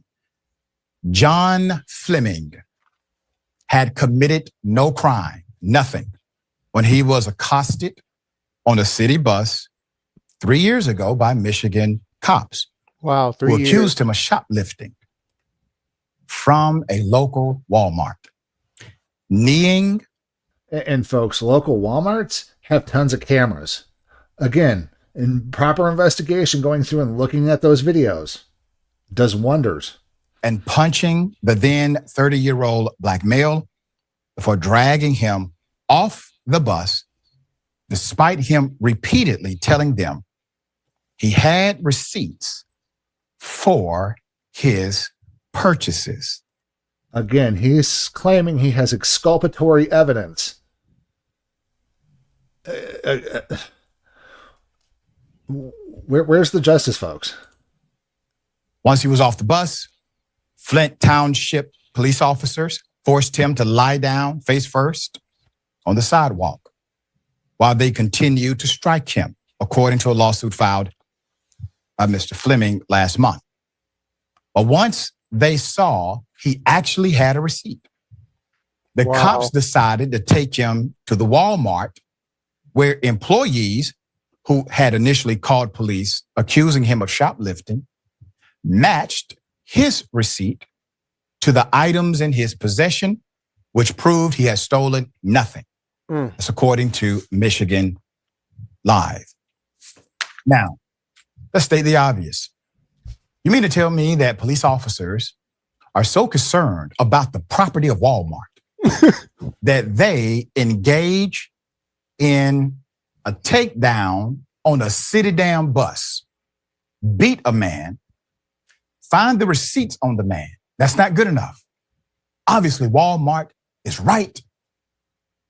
Walmart would have never called police on someone who didn't steal, or maybe the police didn't give a damn. They take the man to the Walmart, proving he never stole anything. What caused the officers to do this? So the incident took place April 2nd, 2022, after Fleming took the bus to make purchases at a Sam's Club and at a Walmart. After making his purchases, he walked out of the Walmart toward the bus when he realized he needed change for the bus fare. So he turned back around to re-enter the Walmart in hopes of obtaining change. All of this is quite common. However, a Walmart employee demanded his receipt. He refused to provide it, telling the employee he was not required to show a receipt to enter the store. That is correct. That is absolutely correct. You are not required to show a receipt entering an establishment. He then proceeded to get change for the bus before walking back out of the store. But the employee was not happy about Fleming not showing his receipt. It's terrible. So he and here's the thing is I hope Walmart does the right thing and does their own investigation and basically has this employee terminated. Properly disciplined. I want to say terminated is probably a little far, but properly disciplined. The man was beat down because of this accusation by the police department. Exactly. So I mean, up to and including termination if they deemed it's warranted. But I don't know about you, but me being an employee would never call on behalf, of the store. I would, unless I was loss prevention, and I know for a fact Walmart properly trains their loss prevention officers. But again, they should have brought this this employee should have brought it to a member of management, and management should have been the one to call the police, not the employee, unless they were, like I said, the loss prevention officer that they employ. Called the police, accusing the black male of shoplifting. Now, here's the point where, in my opinion, Walmart as a company is liable. Exactly. He didn't call the police and say, the man did not show me a receipt, because, see, that's not statutorily illegal. He called the police and said, the man stole, which, if you believed he stole, you would have put loss prevention on him. Exactly. And never required a receipt in the first place. You would have said he stole, loss prevention would have handled it from there. You decided to call the police. Fleming was on the bus. The man was on the bus on his way home when Flint Township Police pulled the whole damn bus over. Pulled the bus over to confront him about alleged shoplifting, which he denied. And then he insisted on showing the police his receipts. Officer, I have exculpatory evidence. Put the law back into law enforcement, folks. If they don't know what exculpatory evidence is, like, I have a receipt, there is no crime. End of story. Yeah. They not only did they just seize an entire bus just to get one guy for shoplifting, which they could have waited until he got off the bus, who followed the bus, but then they drag him out and refuse to beat him and refuse to look at his receipt until after they get done with the thorough beating. And it's always tickling to me when, some people ask me, why are you guys recording them? Why are you guys recording the police? Back the blue until it happens to you. Yeah. This is exactly why it's important to record law enforcement, because without doing so, they get away with too much stuff, as you can already see. And folks, again, we don't get paid and we're not sponsored by him, but we always recommend Attorney Shield. Again, it's a 24/7 attorney at your fingertips. So you pay a monthly subscription. If you get confronted by the police, if you get pulled over by the police, you whip out your phone, open Attorney Shield. It starts recording. You hit a button. It starts recording right away as they're getting an attorney on the phone. Somebody right there with a police officer who does not know the law. You have an attorney who does know the law and can properly educate the attorney if they're not a tyrant. Tyrants are going to do what tyrants are going to do, folks. But again, check out Attorney Shield. But the cops began abusing him by kneeing him, as well as slamming his head into the pole on the bus, drawing blood. Michigan Live reported this in 2022. The cops released him and he was transported by ambulance to a local hospital to be treated for his injuries sustained in the arrest. I want you to see these pictures. That type of response for somebody who was accused of shoplifting, that's the type of response that he gets. Wow. And he didn't even shoplift. And it looks like the entire forces out there, the on-duty forces out there. A lot of these police officers have nothing better to do than to sit there and play road pirate until somebody calls them. And then when somebody calls, it's, oh, let's go take a look at what's going on over here with Officer Jones. When one or two officers can handle it, because it's a slow day, they're going to have 5 officers come on it because they got nothing better to do than to play road pirate. More like 12. Playing road play. More like 12 officers. More like, it could be anywhere from 6 to 12 officers because they're tired of playing road pirate for the day and they want a little bit of action. Yep. Itching for it. Again, rather than training them on the law, we're training them how to beat up citizens. But the assault did not end there. He was then abused by officers a second time at the hospital in an incident captured on video because he refused to leave without being treated. You see, once he's treated, it provides a record of the injury. Yep. Listed as defendants in the lawsuit are Flint Township police officers, Jason Piercy and Sergeant Michael Nemechek. The cops who approached him on the bus along with the county sheriff's deputies, Corey Shirosky and Sean Clayton, who abused him at the hospital. Flint Township, Facebook Jasmine Bureau via Atlanta Black Star provided this information. The lawsuit accuses the officers of unlawful detention and seizure and is asking for more than $75,000 for damages. He was just at a Walmart shopping for his business where he was profiled as a thief. Fleming's sister, Jasmine Burrow, told WJRT a month after the incident. He had receipts for the items for purchase. They did not bother to look at his receipts. He kept yelling, quote, "I have my receipts." He was jailed on charges of trespassing. Can you believe this? He was jailed for not breaking the law. He was jailed for not stealing. So because they were so upset that he's a law-abiding citizen, they decided to throw this man in jail for trespassing and disorderly conduct. Again, folks, the way trespassing works is you first have to be trespassed from the property and given an opportunity and given a chance to leave. He was never trespassed by Walmart. He was never given a chance to leave. So, the fact that they booked him on trespassing, again, just goes to prove that they'll try to find anything and everything to prevent accountability once they realize they effed up. It's just anything sad. To make the arrest. That's what they do. They have to trip up charges just to make the arrest. And again, trespassing, disorderly conduct, and resisting and interfering. So they wound up yanking him off of a bus and assaulting him and saying, and rather than looking at the receipts when he says, "I have receipts, officer," they wind up causing, him bodily harm. And yet they're going to blame him for trespassing, disorderly conduct, and interfering when there is no such thing. Again, these cops should be arrested for disorderly conduct, assault, and resisting and interfering with their own investigation. Yep. Resisting and interfering.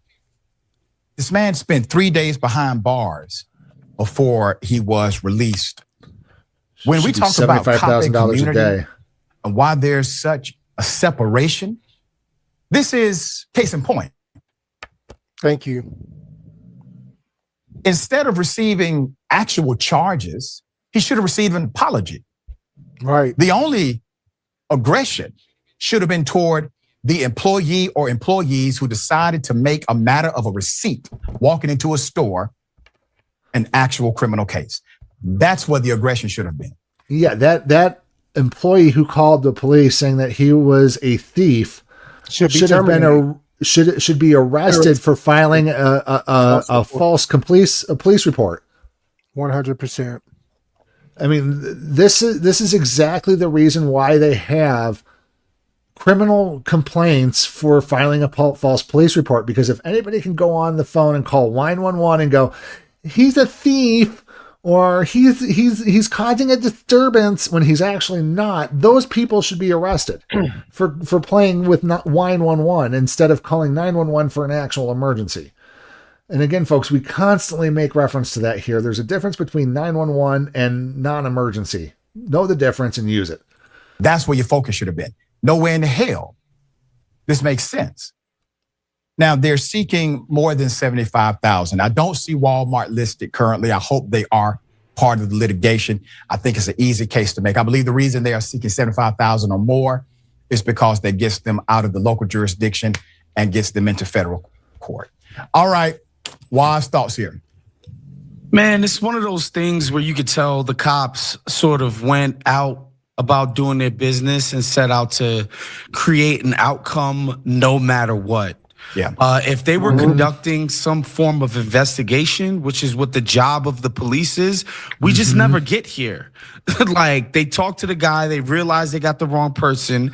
He's able to show them clearly, like, bro, I didn't steal anything from anybody, and it's fine.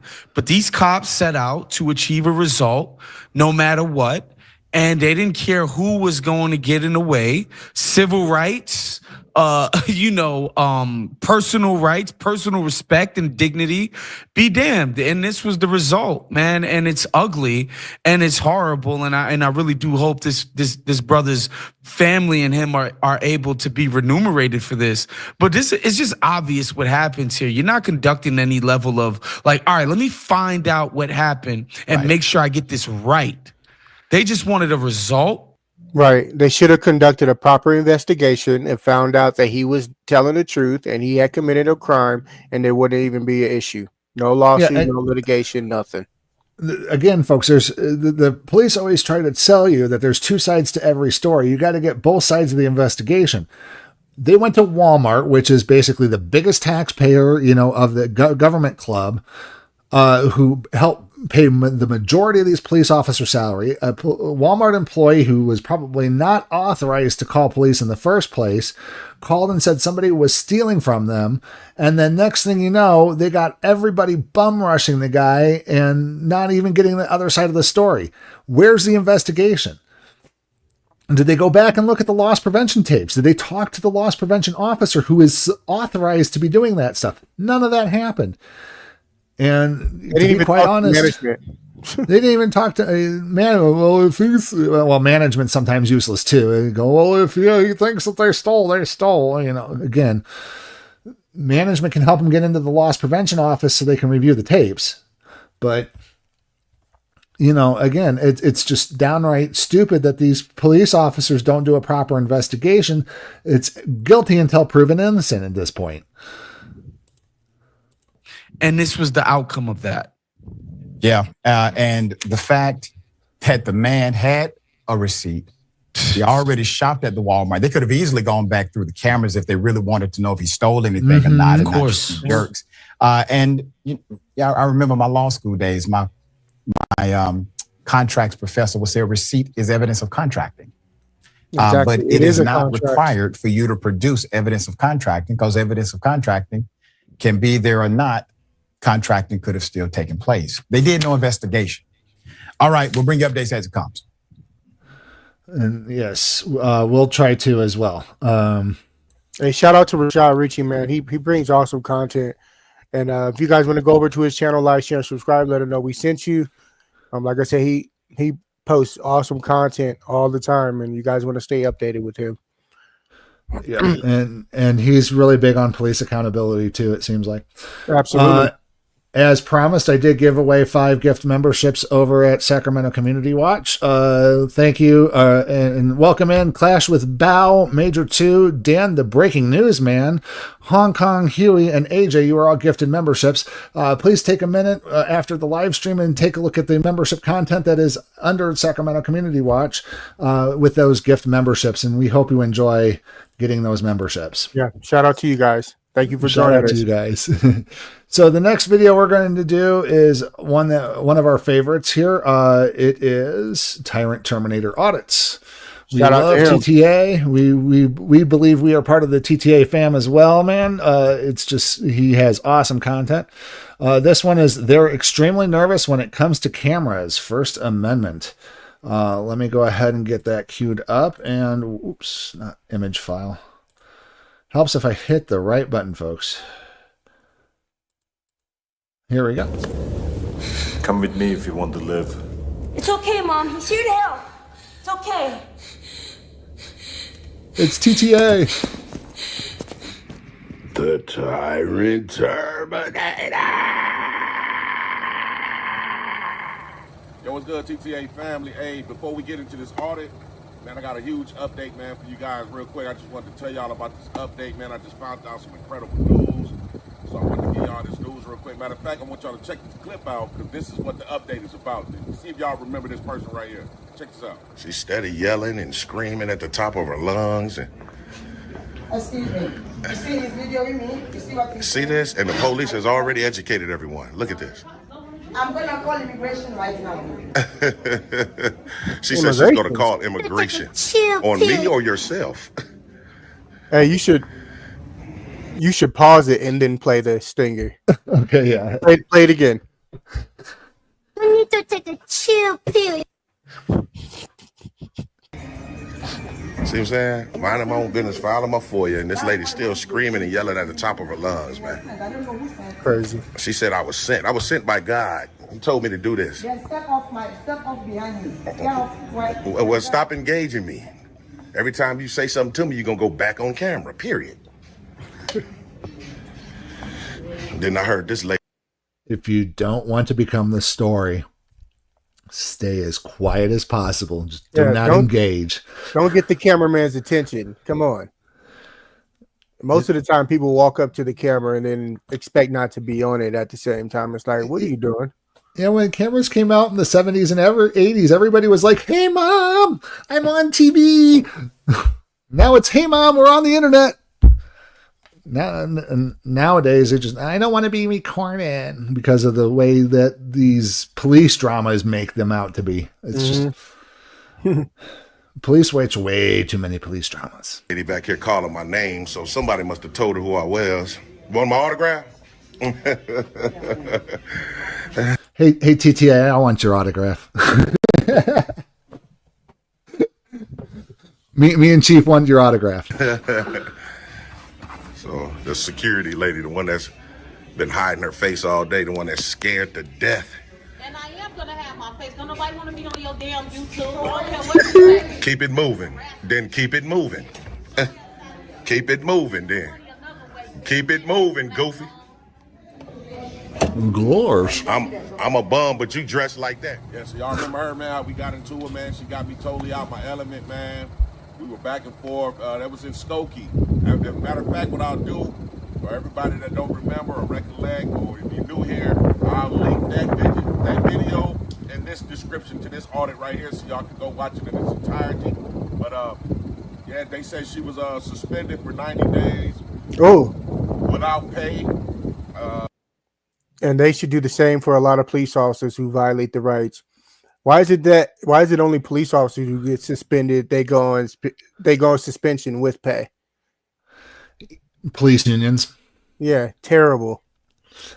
Again, the police unions are the ones who are always quick to go, oh, well, he did nothing wrong. He has a highly stressful job and he was trying to protect himself. We get it. We understand that completely. But you know what? He has an obligation and a duty to make sure that any police officer has a duty and an obligation to make sure that they are protecting people's rights and following the law. Again, law back into law enforcement, people. We're never going to advance society until we get the law back into law enforcement. She was retrained. They gave her a lot of more training. She had to take some Good. training classes or something like that the whole entire 90 days that she was off. And that's awesome. You're suspended without pay, but you need to do homework if you want to have your job when you come back. You got some homework to do. Good. Make her work, make her learn while she's off, and make her want her job back.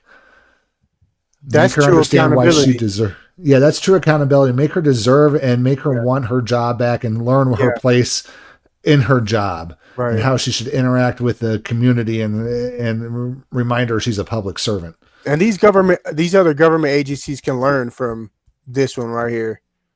That's awesome. That's exactly what's supposed to happen.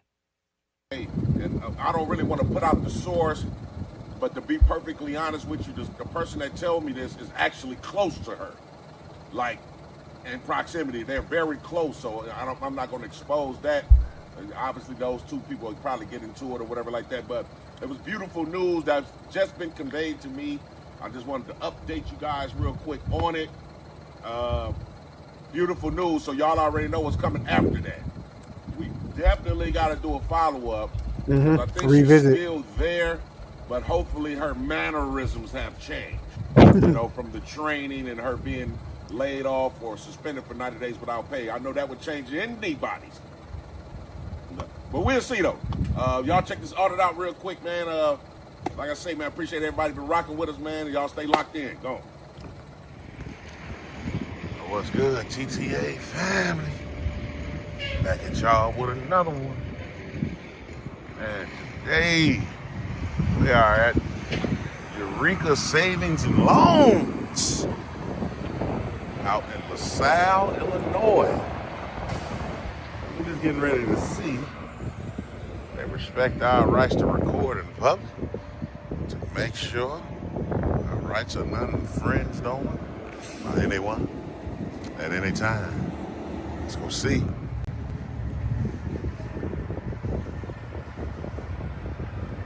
Feel good out here today, TTA family. Feel real good, man. Never been to the city of LaSalle, man. LaSalle. But y'all make sure y'all stay tuned. Oh, you want to park right here?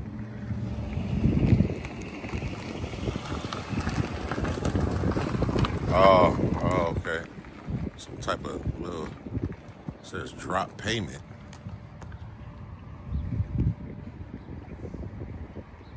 What that is? Probably something that's probably connected to the bank or something. Never seen something like that.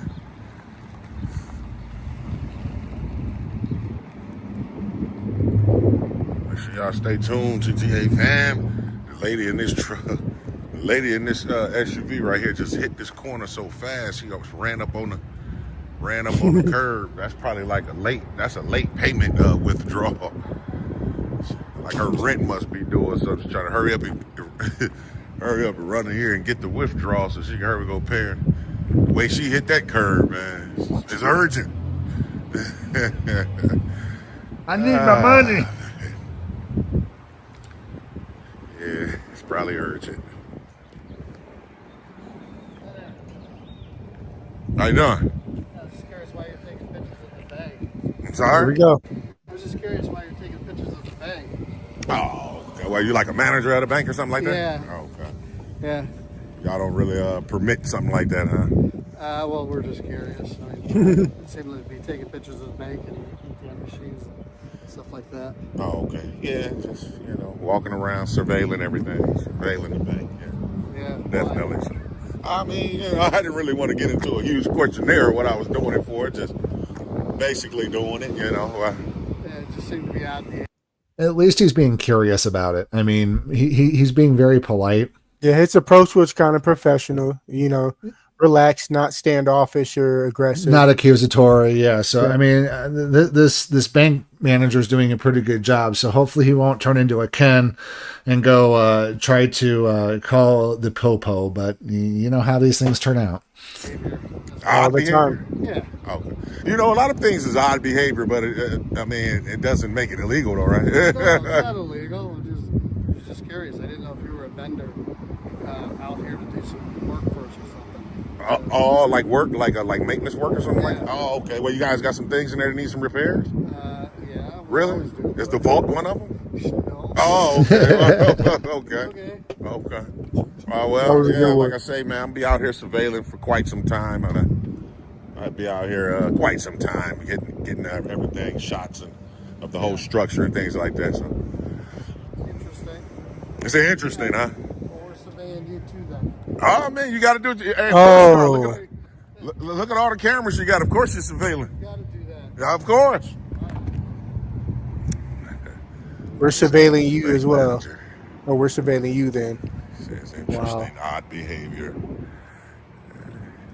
It's always funny that they're fine with their cameras and everything's okay, but if you go out and stand with your camera, suddenly you're suspicious. Yeah, everything changes. Hey, Kathy Weegley, gotta go. Good night, everybody. Sweet dreams. Thank you, Kathy. We're glad you could join us tonight. Thanks for joining us, Kathy. Have a good one. Have a good night. Be odd behavior, but it's definitely not illegal.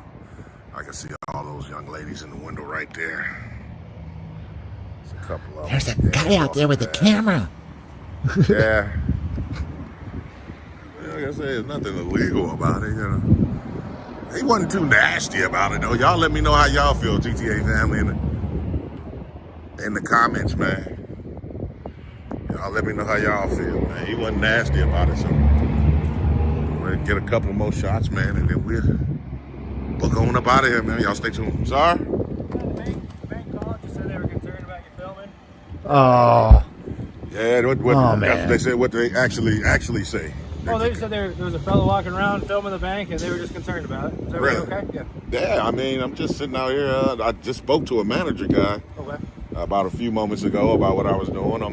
I told him I'm definitely out here surveilling, so, Oh, you're free to walk around the public sidewalks as much as you want, so. Oh, okay. You wouldn't by any chance want to ID yourself, would you? Ah! Oh. Not today, officer.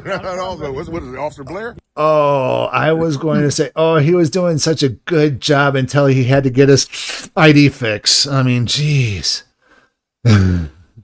Almost. They always want that ID cookie, man. It's like a rug to them, man. They got to have that cookie, man. They just, unfortunately, they need to go to this. They need to start going to the source, which is the DMV, folks. They need to go to the DMV for their ID fix and quit bothering the everyday people. Yes, sir. And you got a star number? Yep, 5346. 5346. Appreciate it. That's the sergeant, right? Yes, sir. I Yeah, get he's you. going to speak to the bank. Yeah, I'll talk to him once he come out. Yeah, did they hit a panic button or not? No, we're right across the street. That's crazy. So we share the same alleyway, so they were probably just wondering because you're right by the squad cars and by the bank. So okay, I'm sure they just called it in. I sure seen that these patrol cars was out here, but I thought it was maybe like Call the police absent of a crime. Good job, bank. City Hall or something. Is it City Hall? No, it's City Hall and the police department. So okay. Okay, cool. Yeah. Yeah, but you're in a public space, so you feel free to record whatever you want, okay? Oh, yeah, definitely, man. Yeah, that's what I was telling him. He said it's odd behavior, but, I mean, some people put peanut butter and oatmeal.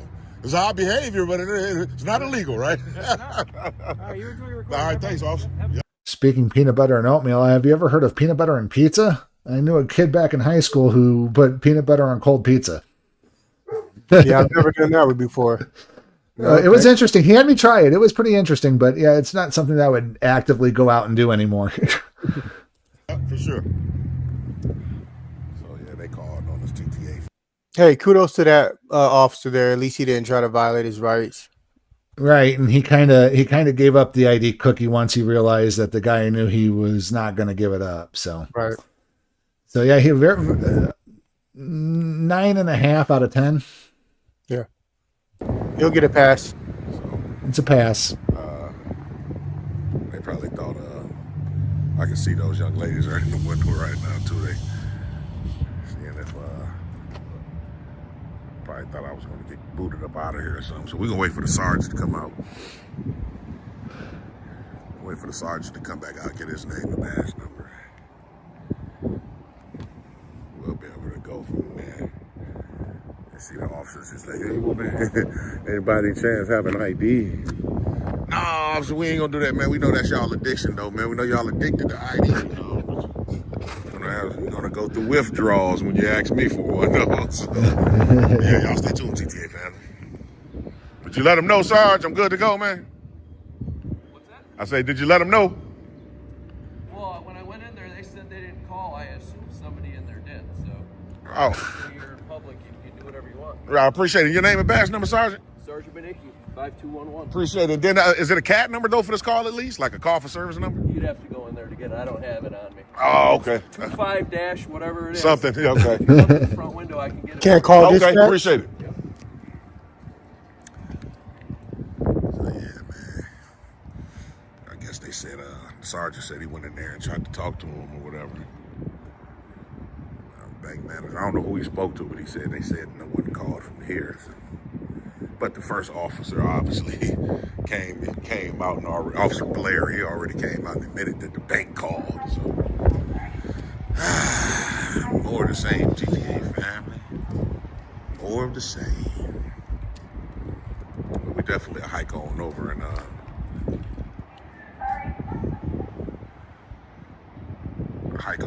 get the CAD numbers, since they said they're right next door. I did peep these patrol vehicles when I first came up. Wasn't expecting it to be that police department right next door. Yeah, what it is, TJ Valley. Y'all stay tuned.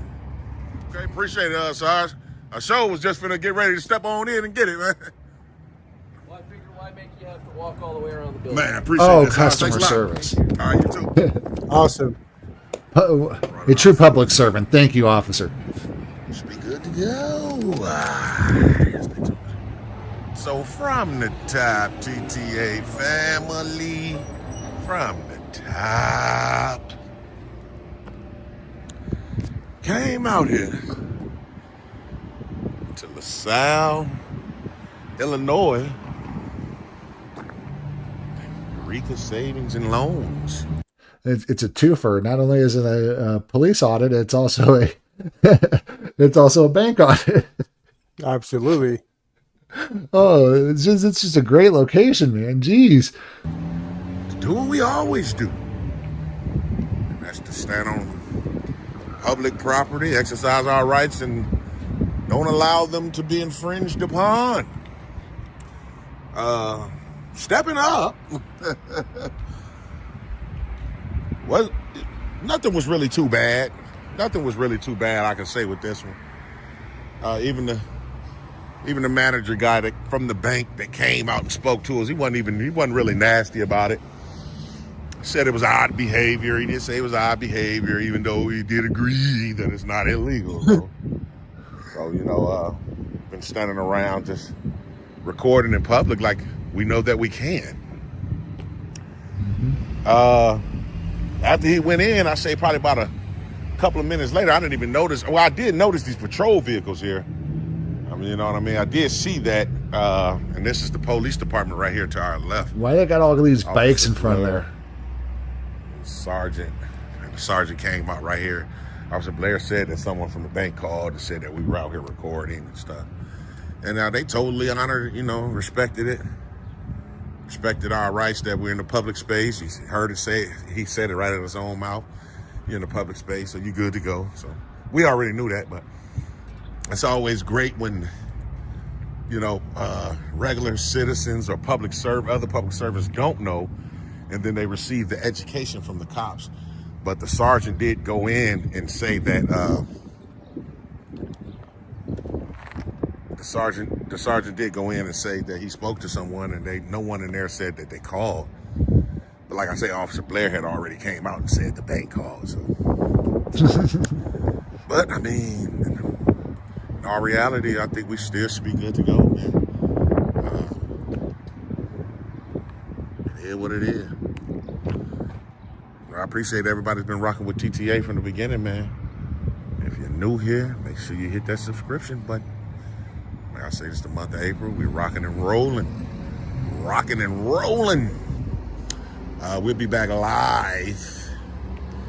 We'll be back live next week.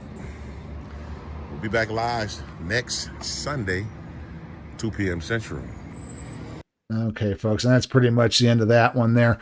We do have to wrap up for the night, but yeah, thank you, Terminator Audits. Greatly appreciate your work that you're doing out there. Yeah, that was an awesome video. Anything else for tonight, Chief, before we sign off? I think that we are all set. I appreciate the love and support from everybody worldwide. Thank you to all of our communities out there. We hope that you join us on the next one. Thank you to Mr. D for coming in and sharing his story, and thank you for our guest host earlier today as well. Nay, thank you for joining us. Don't forget that all of our channels are down in the description. Like, share, and subscribe to each one of them. Also, all the featured videos that we've had tonight are in the links in the descriptions as well. Don't forget to go there and like, share, and subscribe to our content as well. Tell them that we sent you. Yeah. Share the love, folks. And also, be sure to check out our memberships. They are now available. We want you guys to join us. Join the memberships. And as always, during these live streams, you can send super chats. And if you want to afterwards or any of the videos, you can send super thanks as well. Yep. So we're going to call it a night, folks. Thank you and good night.